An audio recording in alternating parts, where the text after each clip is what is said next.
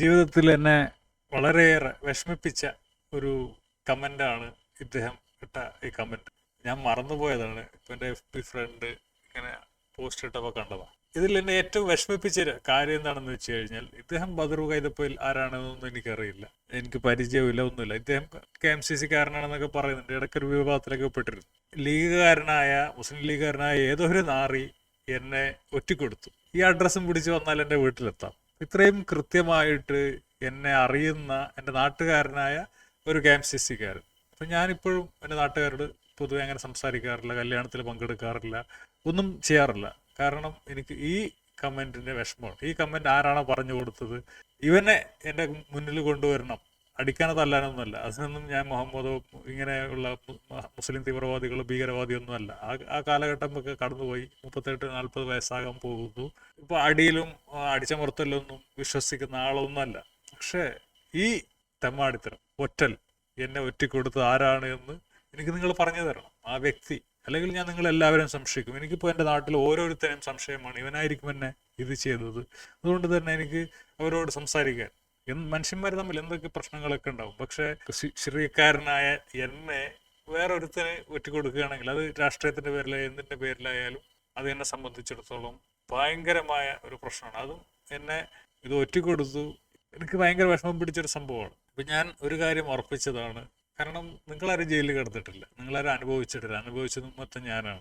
ഇപ്പോൾ നമ്മളൊരു കൊലപാതകമായിട്ട് ജയിലിൽ കയറുകയാണെങ്കിൽ നമ്മൾക്ക് ജയിൽ തടവുകാർ തമ്മിൽ ഒക്കെ അത്യാവശ്യം കുഴപ്പങ്ങളൊന്നും ഉണ്ടാവില്ല. പിന്നെ തടവുകാരെ സൂക്ഷിക്കുക എന്നുള്ള മാത്രമേ ജയിൽ അധികൃതർക്കും ഉത്തരവാദിത്തമുള്ളൂ. പക്ഷെ എൻ്റെ സംഭവം അങ്ങനെ ആയിരുന്നില്ല. എനിക്ക് അതിനകത്തും ഇപ്പോൾ എല്ലാ ദിവസവും പീഡനമൊന്നും എനിക്ക് കിട്ടിയില്ല. പക്ഷെ എന്നോടൊരു ചിറ്റമ്മ നയം, മറ്റെല്ലാ കൊലപാതകികളോടോ ബലാത്സംഗികളോടോ ഇല്ലാത്ത ഒരു നയം എന്നോട് പൊതുവെ വെച്ച് പുലർത്തിയിരുന്നു എന്നുള്ളത് ഒരു സത്യമാണ്. അതിൻ്റെ ഇടയിൽ ചില നല്ല പോലീസുകാരും ഉണ്ടായിട്ടുണ്ട് എന്നുള്ളതും വേറെ വിഷയം. അത് ഞാൻ എൻ്റെ ജയിൽ ജീവിതത്തിൻ്റെ കഥയിലൊക്കെ എഴുതിയിട്ടുണ്ട്. എൻ്റെ പെങ്ങളെ കല്യാണമൊക്കെ ഒന്ന് കഴിഞ്ഞു വിട്ടെന്ന് വിചാരിച്ചിരിക്കുകയാണ്. കാരണം പെങ്ങളുടെ ഒരു കുഴപ്പം കൂടിയാണ്. കാരണം അവൾക്ക് ഇപ്പോൾ വീട്ടുകാർക്കൊക്കെ മുസ്ലിം സമുദായത്തിൽ നിന്ന് തന്നെ ഒരു ചെക്കനെ വേണമെന്നുള്ളത് കൊണ്ടാണ്.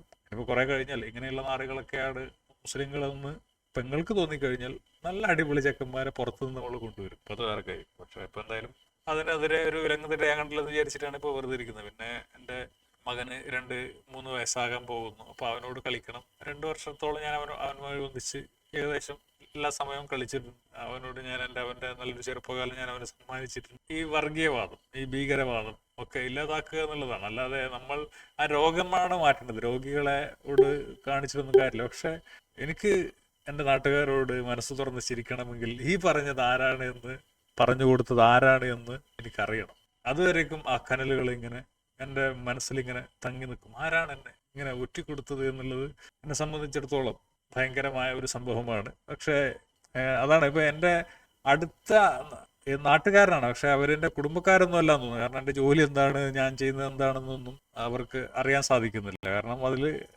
AC മെക്കാനിക്കാണ്. ഞാൻ AC മെക്കാനിക്കിൻ്റെ ജോലി ഒരിക്കലും ചെയ്തിട്ടില്ല. അപ്പോൾ എൻ്റെ നാട്ടുകാരനാണ്, പക്ഷെ വളരെ അടുത്ത അയൽവാസിയൊന്നും അല്ല എന്ന് തോന്നുന്നു. അപ്പോൾ ആരാണ് ഇത് എന്നുള്ളത് എനിക്ക് അറിയില്ല. പിന്നെ ഈ തമ്മാടിത്തരം ചെയ്ത മുസ്ലിം ലീഗുകാരെ അത് എനിക്ക് പ്രത്യേകം കണക്കിലെടുക്കേണ്ട കാര്യമാണ്. നിങ്ങളുടെ സമുദായ സംരക്ഷണം ഞാൻ ശരിയാക്കി തരാം, എന്നെ കൊണ്ട് സാധിക്കുന്നിടത്തോളം. അത് എത്ര കണ്ട് സാധിക്കുമെന്ന് എനിക്കറിയില്ല. പക്ഷെ എന്നെ കൊണ്ട് സാധിക്കുന്നിടത്തോളം ഞാനത് കാണിച്ചു തരും. അത് ഒരു വർഗീയവാദിയുടെയും കൈ പിടിച്ചുകൊണ്ടല്ല, വർഗീയത ഇല്ലാത്ത മനുഷ്യന്മാരുടെ കൈ പിടിച്ചിട്ട് അങ്ങനെയുള്ള മനുഷ്യന്മാരില്ലെങ്കിൽ ഒറ്റ ചെയ്യും. അത് തീർച്ചയാണ്, അതിൽ യാതൊരു സംശയവുമില്ല. പക്ഷെ അതിനുള്ള ആരോഗ്യം എനിക്ക് കിട്ടണം. ഒരു ബുൾഡോസർ ഒരു സാധനം പൊക്കുകയാണെങ്കിൽ ആദ്യം ഫൗണ്ടേഷൻ കിട്ടട്ടെ. ഹിന്ദുക്കൾ കേസ് കൊടുത്തപ്പോൾ കോടതിയിൽ എനിക്ക് രണ്ടാമത്തെ കേസാണ്, സെയിം മതനിന്ദ കേസാണ്. അപ്പോൾ ജഡ്ജി ആദ്യം എനിക്ക് 1000 രൂപയാണ് ഫൈന് അടച്ചത്. അപ്പോൾ ഞാൻ അടക്കില്ല എന്ന് പറഞ്ഞപ്പോൾ വീട്ടുകാരടച്ചു. ഓക്കെ.